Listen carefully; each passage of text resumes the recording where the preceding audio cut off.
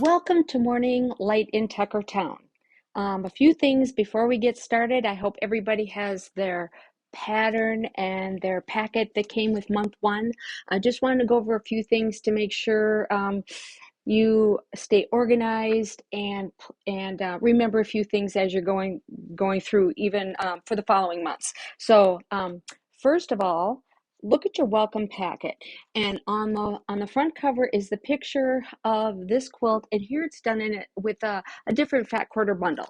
But a lot of you are doing it with this Morning Light fabric from Moda. Some of you are just doing it as a stash buster, so that's cool too. But when you're going through it, I'm going to be referring to the pattern or to the fabrics that are in the Morning Light bundle, and they're numbered here.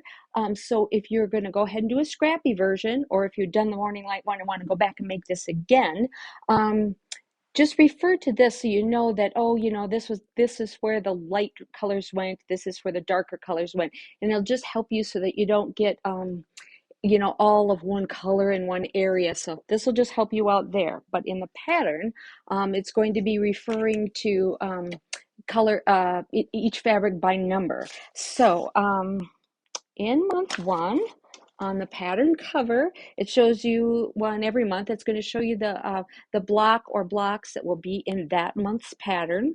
And then on the back are the fabrics that are going to be used this month. So before you even do anything, first select all of your fabrics, or you already have them selected if you've got the bundle, and I'm going to hold up some of those. This is just some of them. Press them first. Press them all first. And on page 10 of your pattern, I'm going to just show you that really quickly. Here's my pattern. On page 10 of your pattern, it's really great if you can copy this page, cut them apart, and staple the number to each fat quarter, just so it's always identified. And so that's what I've done here. These are the fabrics that are used in month one. So I've stapled right here the little number to each one. And I would go ahead and do that right before you start anything. Do that. Press them all. I love to use Best Press, or you can use your favorite starch. A lot of times I just use Niagara spray starch, and I use the heavy duty stuff. I really, but don't go without. It's just, you don't want to do that. It just stabilizes your fabric and it makes everything turn out nicer, and pressing is always really, really important. So be really careful with your pressing and with your seam allowance. But one of the things I wrote in the pattern every single month is, please read through the entire pattern. It'll just help you get familiar with kind of the steps that are in all of the blocks are very similar. And if you're unfamiliar with using the Studio 180 tools, there are really great diagrams in there. But I'm going to give little tiny videos each month on how to kind of use the tool, just in case you're brand new to the whole deal.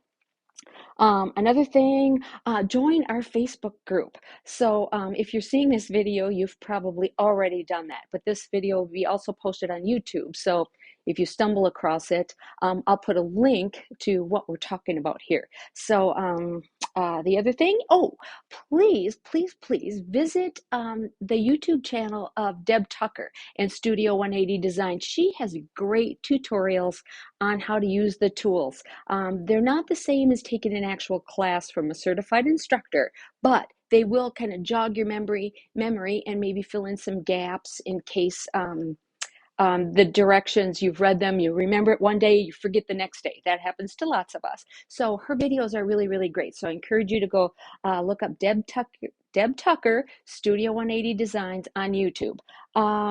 Also, I've written instructions on how to use the tools right in the pattern, specific to the sizes that we're going to be making. But there are also downloadable tool instructions in case you've misplaced yours, right on the studio180.net website. So that's studio180design.net website, and down at the bottom you can see the free downloads, lots of other great patterns there, and also tool instructions. Let's see, what else do I want to say to you? Okay, yes, like I'm going to just say this again because it's on my list. Label, label, label, label. Stay organized. It's really, really going to help you there. What else? I think that's it. I'm going to go over to the cutting table and I'm going to show you how to cut the V blocks, because that's probably something that's going to be new to some of you. And so I want to give you a little kind of tutorial on how to do that. And then also the 4-patch square up.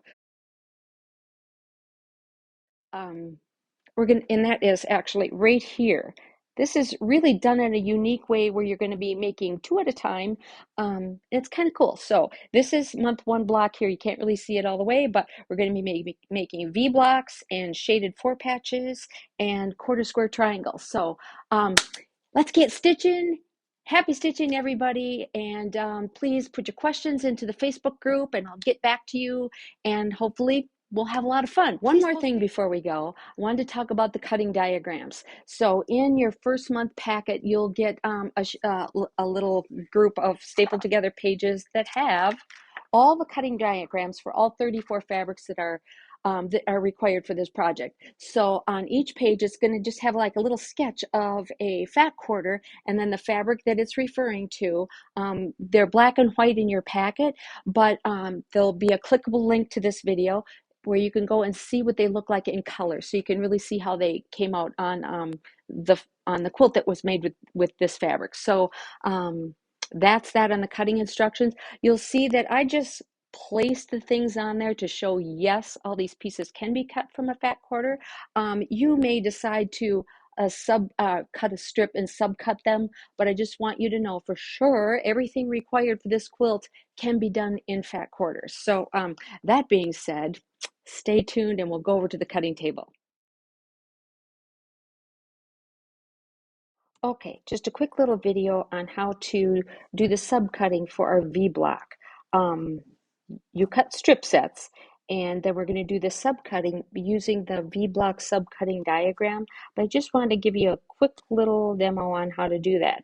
So this is fabric number 3, and from that we're going to cut 2 center triangles. So these are 3-inch finished units and they're cut from a 4-inch strip. So I'm going to find the line right across the bottom of the tool that says 3-inch finished unit cut from 4-inch strip. And I'm going to put that line right on the bottom of my strip. And I'm going to move it over to the right of the strip enough so that the diagonal line on the tool here has fabric under it. You don't want to leave that that diagonal line hanging off with no fabric underneath it, because we're going to flip it over and cut it into a triangle in a moment. So the line on the tool will be at the bottom of the strip and the top of the tool will be even with the top of the strip. And we're just going to do that diagonal cut just like that and just move that strip away. And then we're going to take the part that's underneath the tool and flip it over so it's face down. Now it doesn't matter if you start face up or face down, but whatever it was, you turn it the other way. And now we're going to line up the tool again on the bottom of the strip and then line that diagonal line on the cut line that we just cut. Okay, so it's all lined up right along here and along the bottom. And we can just simply cut up the top. This part will be discarded and you have the perfect center triangle for that strip. Now from the remaining part of this strip, you're going to have to flip this over and do just like we did before. Line it up against the line and against the diagonal line on the cut edge and cut up again, just like that. And you only need 2 of them from color number 3, and you're going to need 2 of them from color number 21 also. So, and then you're going to need several from number 25. But that's the process. You do the same process over and over.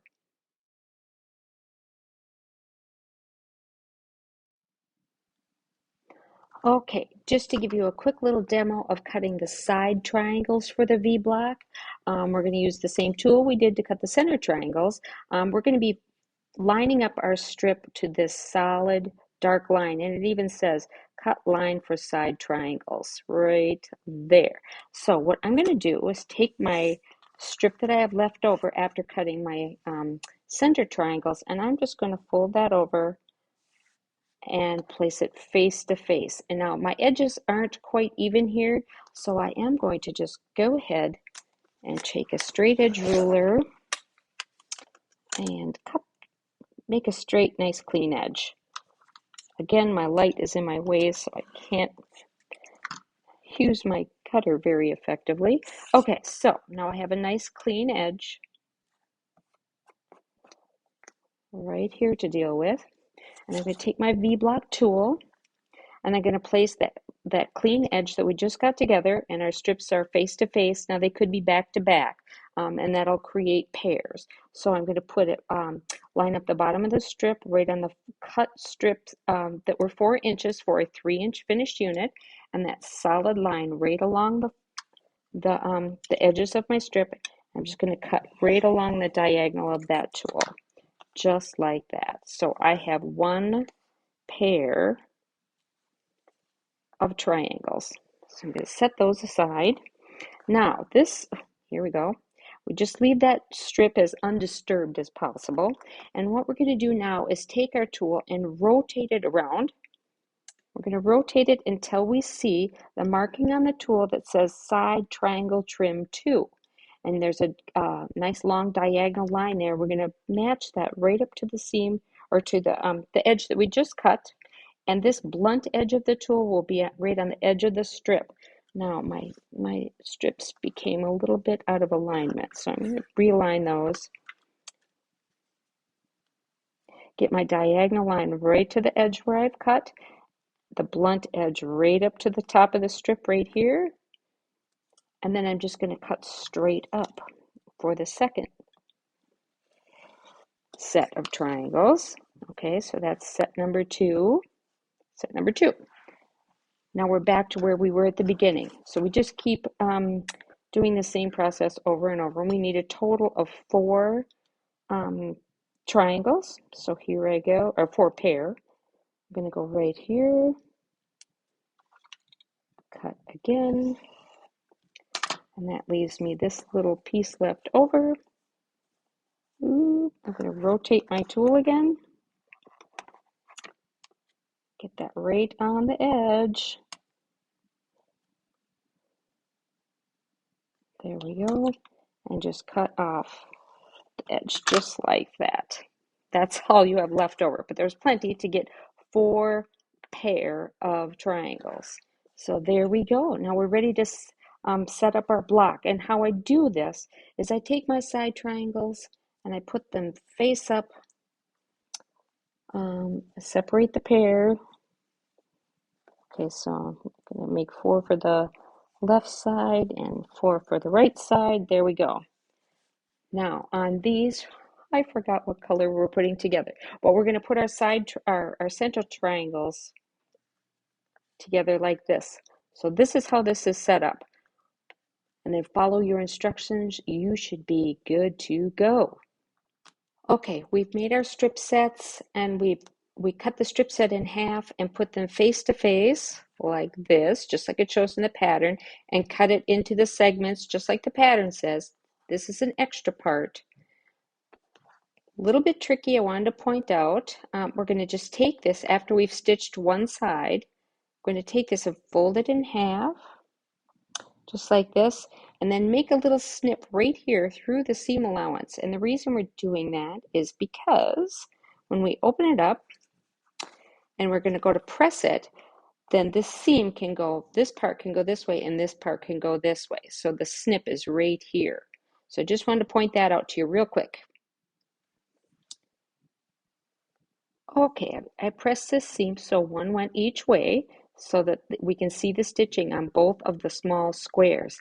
And the next thing the pattern says to do is lay it on top of a number 25 square. So, and they might not be exactly the same size, that's okay. But what we're going to do is draw 2 lines diagonally across the large rectangles, not the small squares. Don't ever draw through the small square. So how we're going to do that is, I like to take a 45-degree line on a ruler and put it right on top of that 1/4-inch stitching right there, and then line it up so that the edge of the ruler goes right through that intersection, just like that. And I'm going to just simply draw a line diagonally just like that, and I'm going to be stitching directly on that line. I'm going to rotate this around so I can make a line going in on the other side. Again, the same thing, just put your 45-degree line right on top of your stitching, and you're going to draw so that the line that you draw goes right through that where those two little seam intersections come together. So I'm just going to draw that just like that. I'm going to take it back and I'm going to stitch directly on both lines, cut them in between, and then we'll be able to square it up. And I'll come back and show you that too. One more quick little note. When you do cut them to separate them, I like to use my a little 1/4 inch seam allowance and put it right on the stitching and trim a 1/4 inch from the seam line here and a 1/4 inch from the seam line here, and then get rid of this piece altogether. You can just cut in between the two lines that you stitched and leave that extra amount in there, but that's some extra bulk I don't care to deal with, so I don't like to do that. The next thing we're going to do is just open these up, and here you have a beautiful little shaded 4 patch, and your seam, your little corner won't be cut off at all because you stitched right where that seam intersection was. So we're going to press the seam toward the large triangle, and then I'll come back and show you how to trim that up with the Tucker trimmer.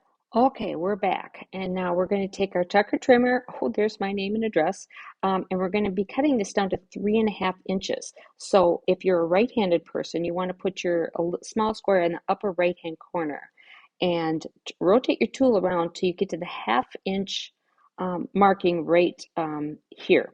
This side has the whole inch.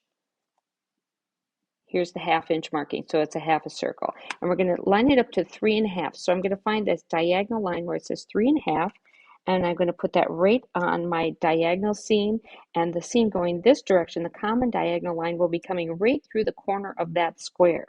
And so I'm just going to simply cut up the right side and across the top. Oh dear, my camera's in the way, so I did not do a very nice job. Let me just give it a couple more whacks. I feel like Lizzie Borden. Okay. I only have one chance to do this here for you guys. Okay, so there it is, all nice. I'm going to rotate that around 180 degrees, and now I'm going to line it up on the 3.5 inch dotted lines, and my diagonal dotted line for 3.5 inches will be right on that seam line. And then I'm going to go up and try not to let my camera get in my way and across. Almost had it there. Oh dear. Okay, so I'm in a very awkward position here. So hopefully you will not have a camera in your face. So that is that. That's our shaded 4 patch.